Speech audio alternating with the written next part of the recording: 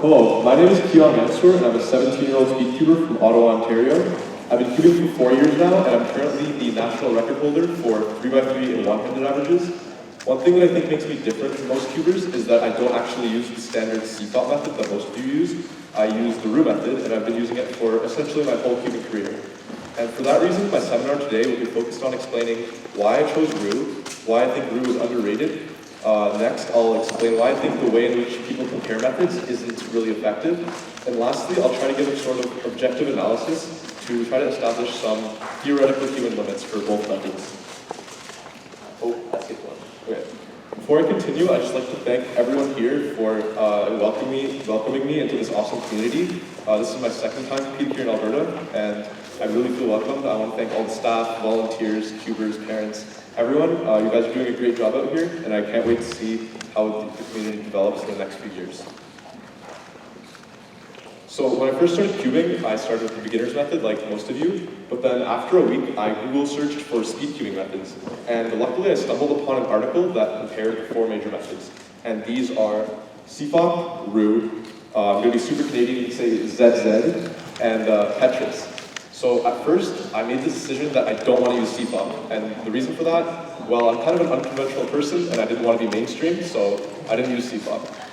Also, I think I kind of understood that move count was important, so I think this is a surprise to some of you, but at first I tried to learn Petrus. I spent like 2 days trying to learn Petrus, but there weren't really any video tutorials, so I gave up, and then I decided to learn Roux, and here I am today.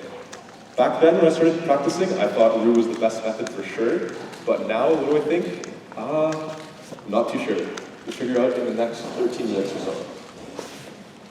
Before we can actually compare the methods, I want to make sure you all have a basic understanding of how they work. So the CFOP method is an acronym that stands for cross, F2L, OLL, and PLL, and you can see images of the steps there. So I know you're thinking, oh, acronyms within acronyms, but it's not that complicated. So F2L is first 2 layers. You can see like the first 2 layers there, and the cross on the left, you see the 4 edge pieces solved on the bottom. And then OLL is orienting the last layer. We can see it's all in yellow top, and PLL is premiering the last layer. So we can see everything's been swapped correctly and cube is solved. So CFOP was first invented in 1981, but it was popularized mainly in 1995. It's currently the most popular method that's used by most cubers. I would estimate that around 97 to 98% of cubers actually use CFOP, and it's been used for almost all world records in recent WCA history. Moving on to the Roux method. So the steps of the Roux method are first block. You can see the 6 glues attached to each other on the left there. Then the second block, so we build another 1x2x3 on the opposite side, and you can see that it's green this time. The third step is corners, which is called CMLL for some reason.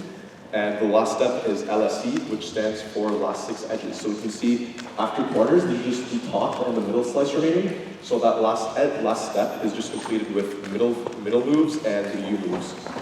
So Roux was invented by and named after a French cuber, Gilles Roux. I actually met him in Paris at the World Championships last year, so that was pretty cool.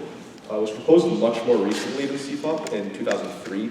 And it was based on corners first, but it also involves some block building, and that's what makes it pretty efficient. Okay, so now that we understand Roux and CFOP and the steps involved in them, we can start to kind of make comparisons.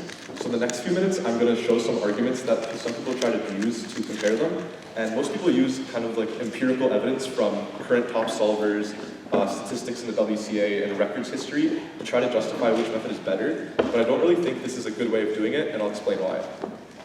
So the general argument in favor of CFOP goes something like this. Oh, and before I continue, I'd just like to say that I did like an online poll where I asked people to submit quotes where like they explaining why they think one method is better than the other. So every like argument here is actually a direct quote from someone. So here's the first one. CFOP is better because almost every world record solved that's ever happened has been with CFOP. We can see like the world record single history all the way back from the legendary 708 to current world record has been with CFOP. Next, Felix uses CFOP and has all the current 3x3 world records. Max can turn ridiculously fast and consistently and solves because CFOP is faster and more ergonomic. Oh, I skipped one. Oh no, go back. Okay, there we go. Kian used to have one-handed world record, so Roux was the best method for OH, but now Max has it again. So CFOP is still the best method for variation. Okay, now there's some arguments in favor of Roux. Roux solvers still manage to show up in the world-class rankings despite their low numbers. So more Rouxers would have more world records if there were more of them. Here we just see the top 20 one-handed rankings. There's me in 2nd, Yuri in 12th, Kevin in 20th. So we can see like 3 out of 20, that's a much larger ratio than like the 2 to 3% Roux solvers that I think make up the entire community. Oh, that's skipped one again. Kian turns slowly in 3x3 and one-handed, but is still world-class because of his efficiency. So if he could turn faster, then he would be the fastest, therefore Roux is better. So I think most of you have found some issues with some of these statements, and the problem here is that the cause and effect relationship is completely broken. So like, is Felix the fastest because he uses CFOP, or is it because he's the most dedicated solver and has the best skill set? Do world records change because one method is better than the other, or just because one solver is better than the other?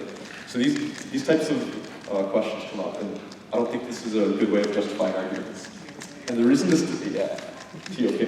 And the reason this doesn't work is because all these arguments kind of violate the laws of knowledge acquisition. Like, you can't make the argument and the evidence the same thing and justify your claim backwards. So for like evidence like this to be actually useful, it has to be collected fairly, and that's where sample size comes in. Since I mentioned earlier that CFOP solvers constitute about like 97% of the community, it's really not fair to compare CFOP and Roux when just the statistics are messed up.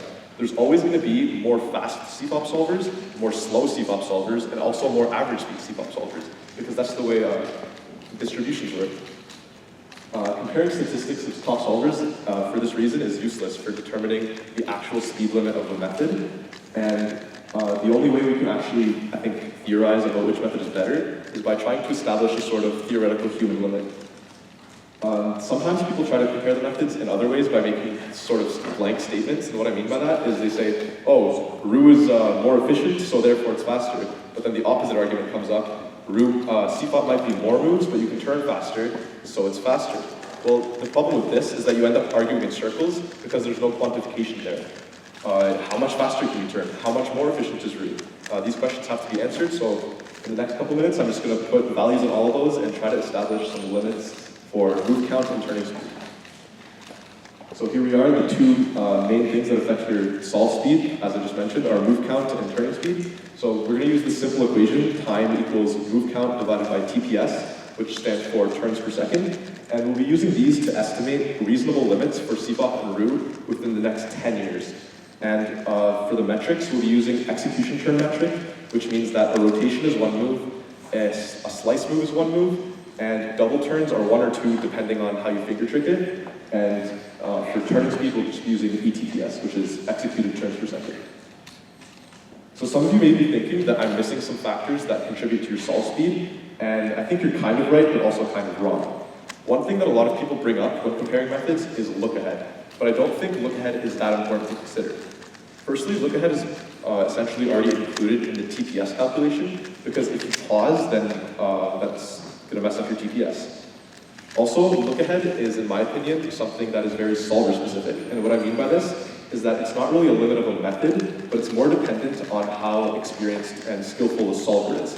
Some other factors that I think are solver specific are inspection depth, inspection speed, recognition speed, prediction abilities. All these types of things I think can be completely perfected with either method.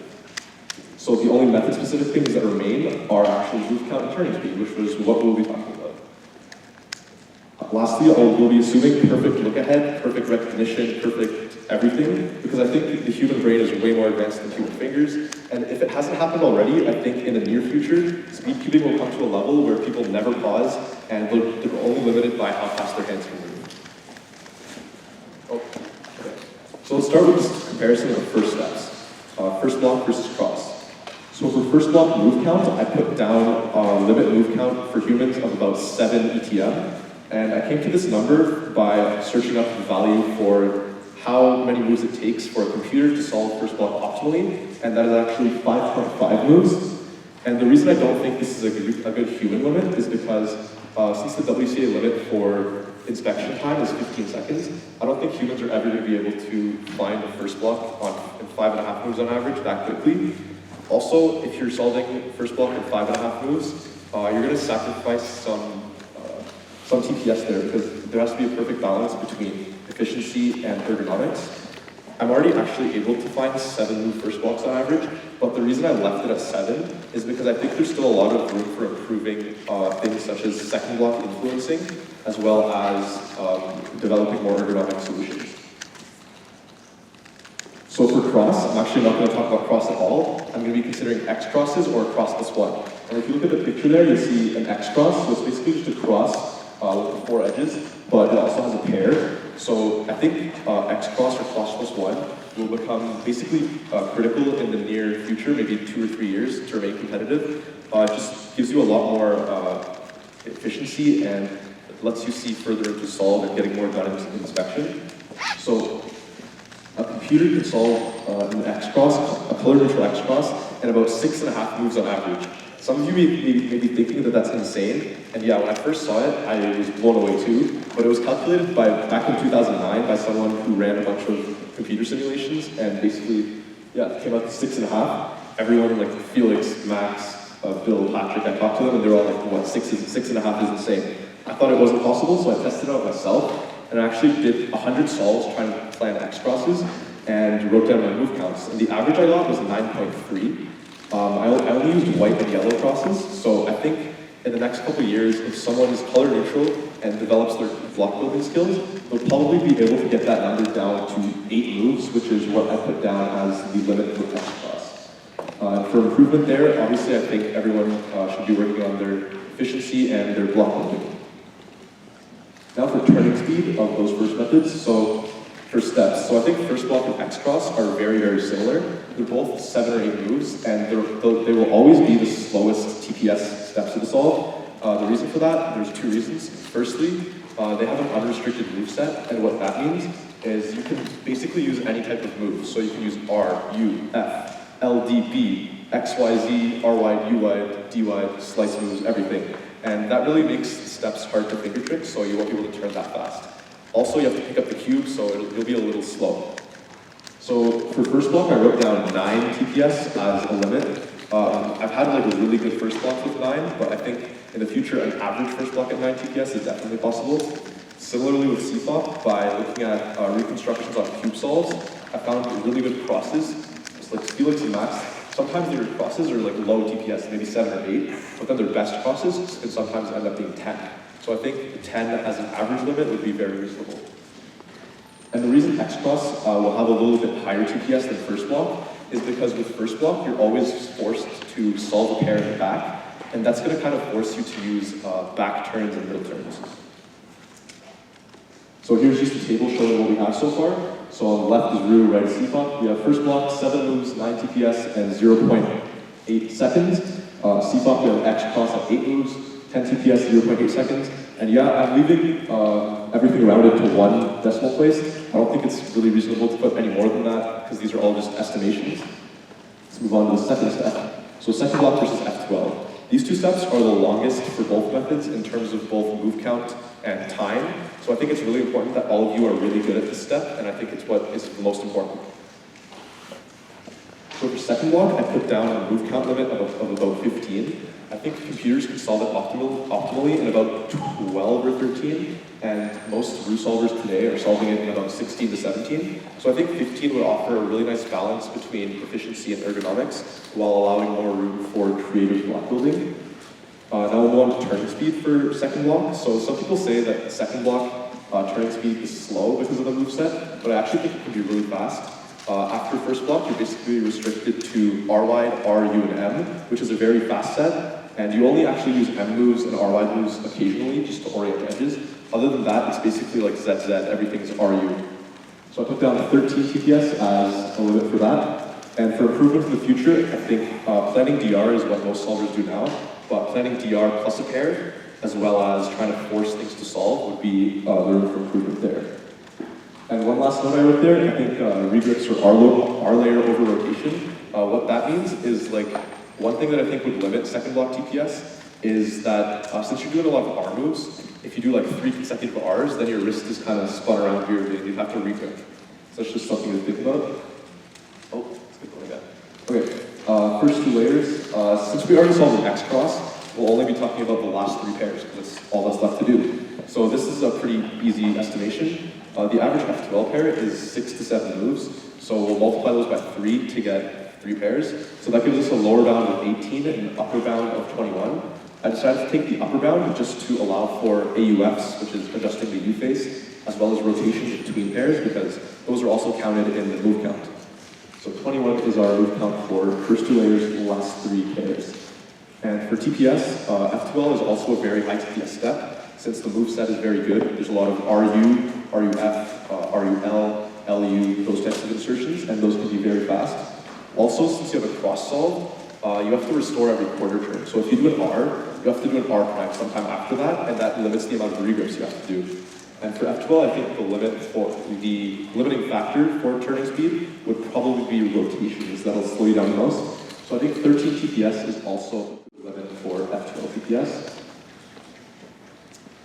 Okay, so here's what we have now. So second block, 15 moves, 13 TPS, 1.2 seconds. F12, this is only the last three pairs. 21 moves, 13 TPS, 1.6 seconds. 2 steps left. All right, so the step 3 comparison is actually really, really easy to make. CML and OLL are very similar. They're both algorithmic steps, and what I did is I went through and calculated the average move counts for the CMLs that I use, and then I took the OLLs that most fast solvers use, and they both came out to an average move count of 10.2. However, before you actually perform a CML or OLL algorithm, you have to do an AUF to get the case to the right angle. And the way that works is that 75% of the time you'll have a one move AUF, either U, or U prime, U2, or U prime, and then 25% of the time you'll have a 0 move AUF. So that averages out to 0.75 moves on average, and once you add that to 10.2, you get both CML and OLL at 11 moves. And once again, with the comparison of their TPSs, both of the algorithm sets are very optimized. They're all RU, RUF, RUD, and solvers can already turn really fast on them. So I think 13, once again, is a good limit for those. And here we go, 11, 13, 0.8 for both of them. Roux is a bit ahead, but we'll see what happens with the fourth and final steps.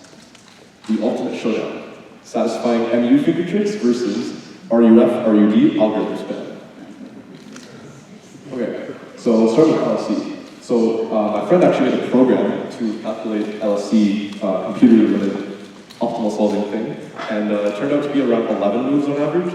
And this is pretty crazy. I don't think humans will ever be able to get down to 11. A lot of the solutions are really obscure. It'll do like a random 2 moves at the beginning that'll end up like skipping a step at the end, which is very weird. Currently, we're able to solve LSC in about 15 moves using EOLR, which is an intuitive thing that I sort of developed the algorithms for to combine kind of 2 steps. But I think with more advancements, such as UFUB, misoriented centers, EOFB, and 4C skipping techniques, we can get that down to around 13 moves. In terms of TPS, this was a kind of hard estimation to make. A lot of people say MU turning is slow, but we can see from people like Jake, who can turn blind really fast, that slices are very fast. So what I did is I went through and I did some LSC solutions, turning as fast as I could, and most of them were around like 9 or 10. So I think bumping that up to 11 is very reasonable. The thing that I think will limit LSC to TPS will be M moves, and I don't mean like M moves in general, but like M moves dragging it downwards. Because M prime is very fast, but if you end up doing a lot of M's in quick succession, that can cause you to slow down. Oh, okay, that was supposed to happen. All right, PLL. So the major strength of PLL is that it's very easy. A lot of people bash on PLL for being very inefficient because, well, it kind of is. You only have, everything is basically solved, you just have to permute things. And this is basically where CFOP loses in terms of move count to Roux, because PLLs are very long. But the strength here is that it's only 21 algorithms, they're all very finger trick friendly, and you can turn really, really fast on them. So I did the same thing that I did with OLL and CMLL, so I went through all the PLLs, calculated average move count, and it turned out being 13.3, but we also have to add turns for AUF before the algorithm, after the algorithm, unless you want to +2 your solves every time. So we added 0.75 and 0.75, and that gives us around 15 moves. So for TPS, I also put down 15. Some PLLs, like E-perm and M-perm, people are already able to turn like 17 to over 20. but I think that's balanced out with other PLLs that are always going to be like limited at 12 or 13. So I feel like 15 is a very reasonable limit. And the next slide is going to be everything added up together. So there it is. That's everything we've established today. So we have Roux with 46 moves, 11.5 TPS on average, and that gives us an average global average of 4.0 seconds. Now you guys may be thinking, like 4.0, that's insane. Well, you have to consider that this is a limit that I think will be reached in the next 10 years with the method. If you told people 10 years ago that people would be getting sub-6 averages in comp, they would have called you crazy. But it's happening, so I think 4.0 in 10 years is very reasonable. For CFOP, we have 55 moves at 13 TPS, and that'll give us 4.2 seconds. So let's see how else we can analyze this. So 4.2 versus 4.0, it's a very, very slight difference. Since all the numbers we put in were like estimations, the difference is almost insignificant. Also, it basically goes away once you consider that CFOP solvers are doing a lot more advancements already, such as algorithm sets like VLS, ZVLL, one class layer, edge control, all the things like that. So if people like, I don't know, like Jabari, Daniel Rosalvine, everyone starts learning like thousands and thousands of algorithms, I feel like the limit can definitely be pushed down to 4 for sure. So, which is actually better? Who knows? My personal opinion is that Roux is a little bit better for one-handed, and the only reason for that is because rotations are very hard to do one-handed. Since you only have one hand, you can't really use your other hand to help you spin the cube around. So with my style of Roux, I never rotate, and I think that gives me a bit of an advantage. But for 3x3 and other events, I honestly think they're almost equal. It's very, very unlikely that they're exactly equal, but they're very, very close to being equal. For current times, I think you'll be fine using either method, so I think you should just pick one you prefer. But in the future, who knows? Will CFOP solvers just keep learning thousands of algorithms and develop their block building? Or will Roux solvers finally invent a new way of combining steps and then get their TPS up? So what can we actually learn from all this? I think what we can take away is that you should always think logically before making decisions. Always ask yourself why you're doing something. Don't just do it to follow a trend or because someone you admire does it, but actually have your own reasons and be able to make an educated decision. You should look at things through both a subjective and objective lens, so you make sure you get the whole picture. Lastly, if your analytic and logical comparisons don't come out to be conclusive, just go with your gut and pick something that you truly believe in and you think is the best. Thank you for listening.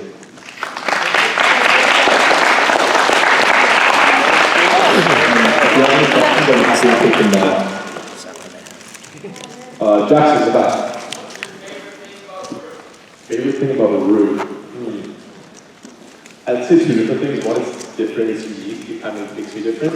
Also, I like it because it's rotationless. That's the one thing I suck at is rotations. Maybe that's because I use Roux, maybe that's just adapted to it. Yeah. For beginners, which one is better, Roux or CFOP? Oh, that's a hard question. So I'd say CFOP or beginner method is what a lot of beginners end up using just because of popularity. A lot of the YouTube videos, if you ever search up like Rubik's Cube tutorial, you're gonna get a beginner method tutorial, which is basically CFOP. But I made a tutorial myself, and I think the one advantage that the Roux beginner method has over CFOP beginner method is that there's only 2 algorithms. With CFOP, there's 7, I think. There's like the F2L ones as well as the OL ones, whereas with Roux, there's only 2. So I don't think it makes a difference in the end which one to start with, but I think both are pretty easy for beginners as long as you don't have to go through the Yeah, there you go. Skips. Right, so the thing I considered here was like an overall global average. It would have taken a lot more time to actually go through calculating the probability of skips and bad cases. I think CFOP does have a bit higher standard deviation, which means CFOP solvers are more inconsistent. In general, they're going to end up getting more skips and PLL and stuff. So that's going to give them more potential for really fast averages. I know Rami Spotty, he got 4 PLL skips at nationals, he got a 6.6 average. Whereas Roux solvers, I'm not consistent because I get nervous, but other Roux solvers, they'll always get 8.5, 8.5, 8.5 every single time. So I think it kind of balances out. Yeah. Alright, so for gate cubes, the skill that involves in gate cubes of building centers and building edges, I think is very different from like 3x3 solving. Because if someone just does 3x3 their whole life and then tries to do like 7x7, they're going to be really slow. I don't think it matters if you CFOP or Roux. The only difference is that Roux is probably going to be like 2 or 3 seconds slower for big cubes in 3x3 stage. For most solvers, this won't make a difference because they won't be like world class, so 2 or 3 seconds doesn't make a difference. But if someone really wants to be good at big cubes, say they use Roux and they average like 8 seconds, with a couple months of practice, they can get down to 10 seconds.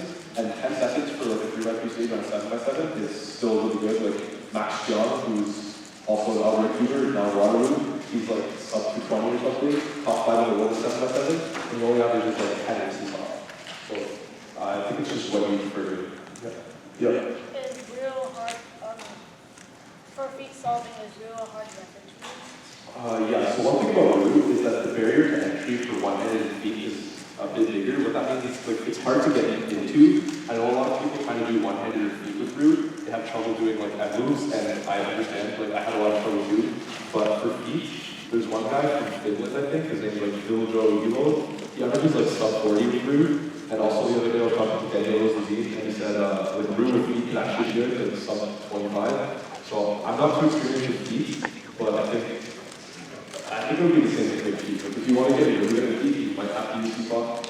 But in that case, I don't think your 3x3 time will really be that important. If it's like a 2-second difference between Roux and CFOP. Yeah. Yeah, so say, you know, if you're like a pathetic person can actually solve a cube in 4 seconds and maybe like 20, like, is it still kind of the same? It scales up the same? I don't think it scales up the same because these are kind of just limits to the methods. Like, I don't think you can say it's easier to get fast with one method. Like, some people say Roux is easier to improve with because, like, it's more intuitive or it's less moves, so you don't have to turn fast. But I think those skills kind of just develop as practice. So, in the end, just pick a method and know what you think is better, and then put the work into it, and you'll get fast. Yeah. Mayer versus Chow. So Mayer is 4x4 method. That's basically the Roux version of Chow. I think they're very similar in speed. Same thing with 5 to 7 big cubes. The difference is going to be like a 1 or 2 seconds just because of a minor like, trigonometric thing. Yeah. So like with ZZ for OH, like the benefits like no rotations, right? So do you think like basically Roux would have the same benefits for doing OH essentially? Okay, so like ZZ and Roux for OH, Roux is actually truly rotations. Like I never do Z or X or Y, but ZZ, the Z rotation still causes pauses. There hasn't been that much development in ZZOH recently, so I'm not too sure about the potential of that. But I still think it's definitely like, good enough to like sub 11, maybe sub 10, but I haven't thought too much about that. Yeah.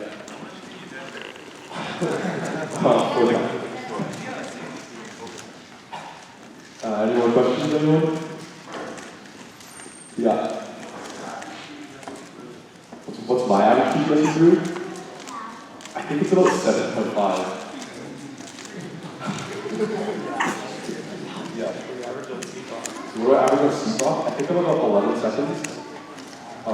Yeah, I never really practiced it, but like from watching example solves, I just picked up with basic tricks from it. And also it's easy on like sub 10, just because it's more similar to rotation.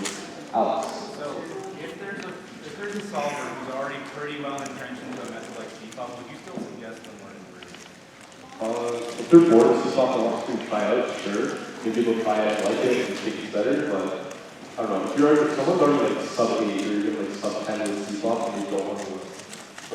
they don't want to spend that much time getting into the same speed, then I don't think it's really worth it. This is the last question. What's your favorite algorithm? Favorite algorithm? I've never asked that question before. This is a hard one. Okay, so there's like one CLL, which is a U case with like a checkerboard pattern, and I do this, I'll set it up here. So it looks like this, but you have like a CLL where it's a U case. You have these two, yellow and these yellow, and then these oranges just match and those red match. So I use like